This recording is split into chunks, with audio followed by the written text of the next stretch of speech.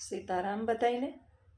સાંજના વાગી ગયા છે 7:30 અને બાને પાછળ દિવાલે ઓસીકું ટેકે રાખી અને થોડીક વાર બેહાડ્યા અને હું બાજુમાં બેહી ગઈ.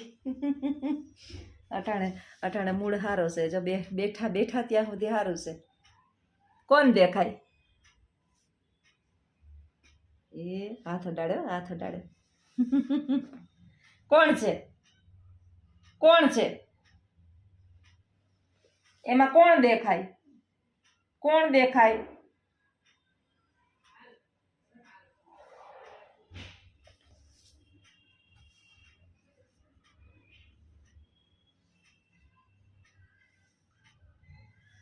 નિરખીન જોવે છો. હવે હું પૂછું ને કોણ છે, સાંભળતા તો નથી તો ઈશારામાં સમજી ગયા. કોણ છે બા? કોણ છે? એની પાસે જેટલી વધારે બેહીએ ને આપણે એટલું એને વધારે સારું લાગે છે. પણ આખો દિવસ હવે 24 કલાક આપણે કેમ બેહવું? થોડુંક તો રસોઈ કરવી, કચરા પોતા કરવા, થોડું ઘણું કામ કરવું, એ તો કરવું જ પડે ને. મોઢું અવિરત ચાલુ બાનું. જો ચકલી બાય.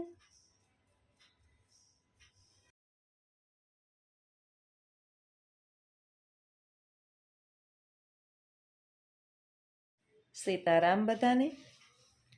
જિંદગી આખી ખર્ચી નાખી બીજાને ખુશ કરવામાં. જે ખુશ થયા તે પોતાના ન હતા અને જે પોતાના હતા એ ક્યારેય ખુશ ન થયા.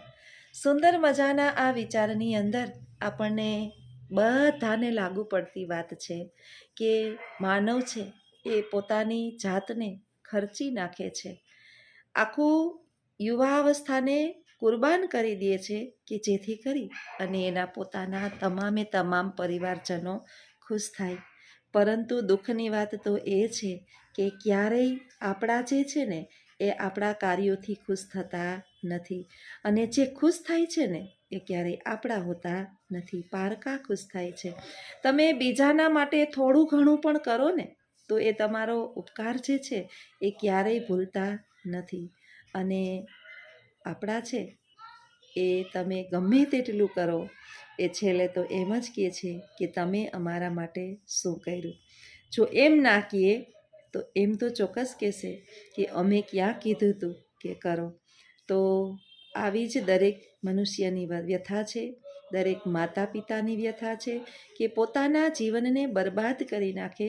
એક મા જે છે એ પોતાના સંતાનને મોટું કરવા માટે થઈ અને પોતાની યુવા અવસ્થાને બરબાદ કરી નાખે, પોતાના સપનાઓને મારી નાખે, પોતે ટાઢો ટુકડો ખાય અને બાળક શાળાએ જાય ત્યારે સુંદર મજાનો ગરમ ગરમ નાસ્તો બનાવી દે. પિતા જે છે એ ચંપલની પટ્ટી તૂટી ગઈ હોય તો એને 2 ટાંકા મરાવી લેશે અને બાળક સ્કૂલે જશે એટલે એને સુંદર મજાના બૂટ અપાવશે. કારણ કે સમાજની અંદર પોતાનું સંતાન ક્યારેય ઓછું ના અનુભવે, બીજાથી નીચું ન અનુભવે. પરંતુ જ્યારે આ જ સંતાનો મોટા થાય છે ત્યારે એ માતા પિતાને સમજી શકતા નથી. સંતાનોની વાત તો આપણે લગભગ દરેક વિડીયોની અંદર કરતા હોઈએ છીએ, પરંતુ જે લાગણીશીલ માણસ છે, જે દિલના બહુ સાફ છે અને બીજાના માટે એના મનની અંદર સારી ભાવના છે, એ માણસ જે છે ને એ જગતની અંદર સૌથી વધારે દુઃખી હોય છે. કારણ કે લાગણી જે છે ને એ સૌથી પહેલાં મનુષ્યને દુઃખ આપે છે. કારણ કે લાગણીથી જોડાયેલું માણસ જે છે એ સામેવાળાના થોડાક પણ પ્રકારના ખરાબ વર્તનથી ખરેખર ખૂબ દુઃખી થતું હોય છે.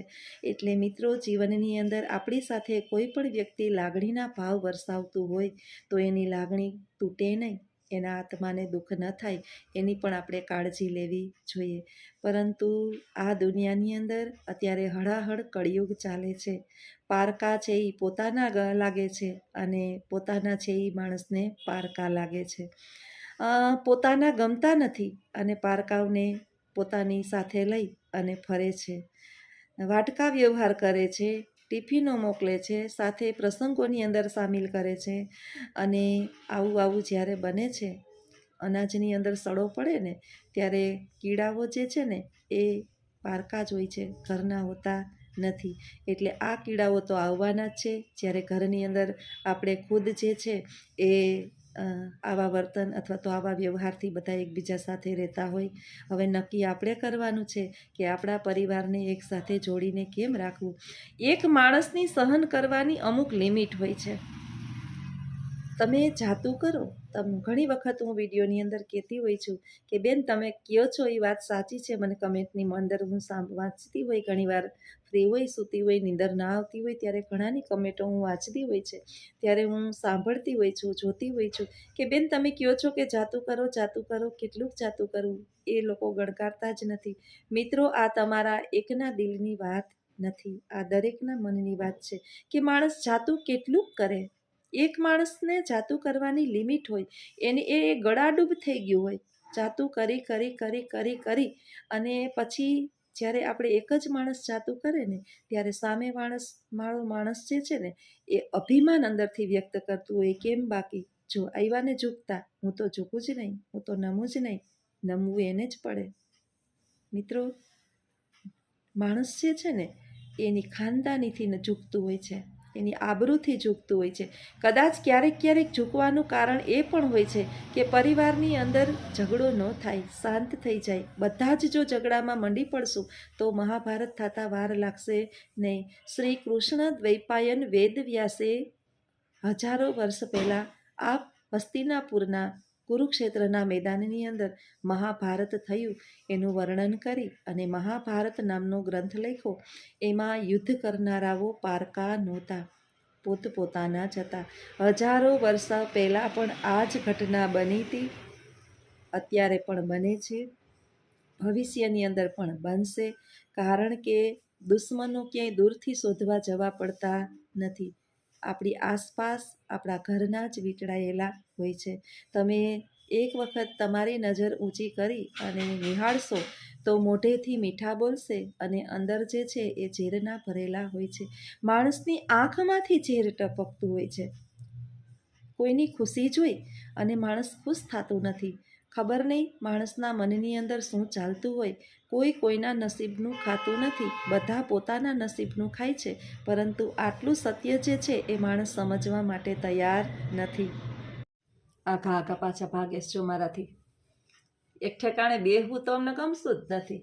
એ જો બેઠા બેઠા હુવું, બેઠા બેઠા ઊભું થવું, ચાપલી બાજુમાં બેસી ગઈ, જ્યાં હું બેહું ત્યાં ચાપલીને આવવું જોઈએ. હું સેટી ઉપર બેઠી હોય ને તો મારા પગ પાસે બેહી, હું અહીંયા આવી ને તો અહીંયા બેસી ગઈ. આલે ઊભી થા ચાપલી. અમારી મારીને બાની બાનો છે ને બોડી કાર્ડ છે, અમારી ચાપલી છે, આખું દી બા ચાપલી બાનું ધ્યાન રાખે. કોઈને ઉમરામાં ઘરવા ન દે, કોઈ માણસે ઘરી ન હોય કે બા એકલા હોય તો તોડી લે ચાપલી. એ કૂતરું ઘરની અંદર એટલા માટે જોઈ કે તમે ઘરની અંદર એકલા હોય અથવા તો તમે કામની અંદર વ્યસ્ત હોય, નીંદરમાં હોય તો કોઈ માણસ જે છે એની હિંમત ન થાય જલ્દીથી ઘરની અંદર ગરવાની. કારણ કે માણસને એક વખત તો ડર લાગે જ કે કડતું નહીં હોય ને. એને મારી આ ચાપલી છે ને એ ઓળખીતા હોય ને એને વાંધો ન આવે, કારણ કે એને ઊંઘી લીધું હોય, નાક છે ને કૂતરાઓનું બહુ જબરું હોય.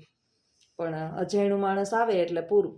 એવી ભહે એ કાન પડ્યો ન સંભળાવા દે ને એવી રાયડું નાખે. અને સીધી જો હું ઉપરથી હેઠે ન ઉતરું ને તો ધોળીને ઉપર આવે. કાંઈક બાનું જો હુતા છે ઘડીક તે તો હુવે. આમ બેહો ને થાકી નથી જતા તમે? થાકતા નથી? થાકતા નથી? બેહાય સાનું મુનું બેહાય, થાકી જાય હૈલા. થાકતા નથી? બેહાય હેઠું સાનું મુનું બેહાય. જો હક છે, પગને હક નહીં, હાથને હક નહીં, ચાર પગે ઘૂર્યું જ લેવી. હા બેહાય, હેઠું બેહાય.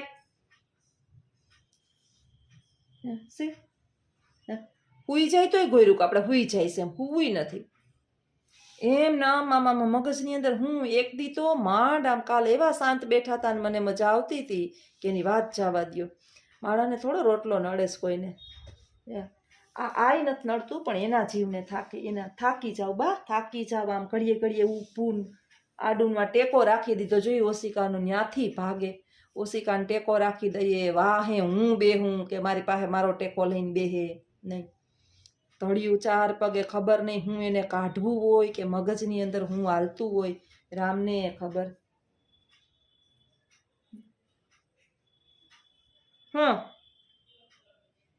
હે હું જો પાછું એલું બોલવું નકર ચાલવું નકર કાંઈ સીતારામ બોલીએ તો સીતારામ હા કામ ચીંધે ફટાફટ હંજવારી પાણીની ટાંકો એટલે મને લાગે એના મગજની અંદર છે ને પાણી નામનું ભૂસું ભરાયેલું છે કે મારાથી કામ થતું નથી ના કરતી છે કે નહીં કારણ કે મારી અંદર તો બુદ્ધિ નથી બેહાય નીચે બેહાય સીતારામ સીતારામ સીતારામ સીતારામ એમ કરાય બા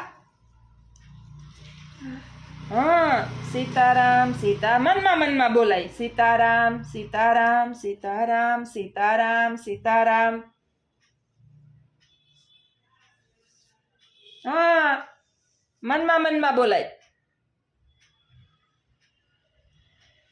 જો બગા હું આવે પણ નીંદર નથી કરવી સવારની 4 વાગ્યાની વાત છે અટાણે વાગ્યા 7:45 ખાઈ લીધું મસ્ત બપોરે હમણાં હું છે ને મેં તમને કીધું ને એમ દૂધપાક તો હું પછી કાંઈ વિડીયો ન બનાવું એકાત્રા મારા ઘરની અંદર દૂધપાક દહીં વડાને એવું પછી બાને છે ને અમુક વસ્તુ ન ખાવા દેવાય દહીં વડાની અંદર આપણે જે ફરાળી છે બાને પેટમાં પચે નહીં ને આપણે જે વસ્તુ બનાવી ને બાને દેવી પડે આ છે ને દૂધ ને સાકર ને બધું જાય ને સાકર નાખીને દૂધપાક બનાવું સાકર પ્રસાદની આમે પડી હોય કોઈ ખાઈ નહીં એટલે પછી એની અંદર નાખી દઉં તો એ બાને ચોખ્ખું દૂધ ને જાય ને આ બધા આ શક્તિ છે ને એની છે આખો દી વિચાર કરો કે સવારથી લઈ અને સાંજ સુધી અને બે દી લગી કંઈક બે રાયતું એમ નમ એ 4 પગે આમાં બળ કરે જ રાખે ખાધા વિના તો બળ ન આવે એક બહુ આપણે કોઈની વાત ન કરાય પણ મને બહુ કમેન્ટ કરીને સમજાવતા હોય ને એના માટે હું કહું છું મારી નજરે મેં સાંભળેલું હું તો કોઈની વાત ન જ કરું મને આ ગમે નહીં ગોસિપ કરવી પણ મેં સાંભળેલું ને નજરે જોયેલું કે બહુ નાની ઉંમર હો બહુ મોટી ઉંમરે નહીં પગ જે છે પગ એના થાકી ગયા હતા એટલે ઊભા ન થઈ શકતા અને બાની જેમ નેપી ન પહેરતા એટલે કે અમે ખાવાનું બંધ કરી દીધું ખાવા માગે ને તો અમે ખાવા દઈએ નહીં મેં કીધું એક ટાઈમે નહીં તો કે ના રે ના પછી સંડાસ પણ સાફ કરે કે વિચારો કે માણસ સ્વાર્થનો જ હગો છે ને કેટલો સ્વાર્થનો હગો છે હવે આપણે વિચારો કે આપણે કંઈક રતરિયા હોય ને તો આપણે કેવી પેટની અંદર બળતરા થતી હોય કે જલ્દી ખાઈ લઈએ ભૂખ લાગે કે ના લાગે સાચું બોલો ત્યારે મને વિચાર આવતો હતો કે આ માણસ પથારીમાં પડ્યું એ ખાવા માગે જ પણ હાહુ ને વહુ બે હો છતાંય ભૂખું મારી નાખ્યું મરી ગયું હમણાં ભૂખ માણસને કેટલાક દિવસ જે છે એ હાજુ રાખે જીવતું રાખે અંતે એ માણસ મરી ગયું હવે આની પાછળ શ્રાદ્ધ નાખશે ટોયલેટ બાથરૂમ સાફ કરવા પડે એટલે ખાવા નહીં દેવાનું એને પેટમાં વાઈઢ ન ઉપડે અમારા બાને છે ને ખાવ કરતા હોય પણ વધારે ન દઉં માપમાં અને એ માપમાં કેટલું કે એને ઝાડા ન થઈ જાય ઝાડા થાય ને તો એ દવાખાને જાય ને તો એના ધબકારા દવાખાનાથી બહુ ડર લાગે બાને બહુ જ ડર લાગે અમારા ઘરના બધાને ખબર છે એનું બીપી વધી જાય ડરને કારણે બીપી વધે આમ બાને બીપી નથી પણ જમવા તો દેવું પડે જીવતા જીવને જમવા ન દઈએ અને પછી મર્યા પછી ખા ખીચડી દાંત ન હોય અને એને જે ભાવતું ભોજન ન આપીએ અને પછી હરાધ નાખીએ એનો કોઈ અર્થ નથી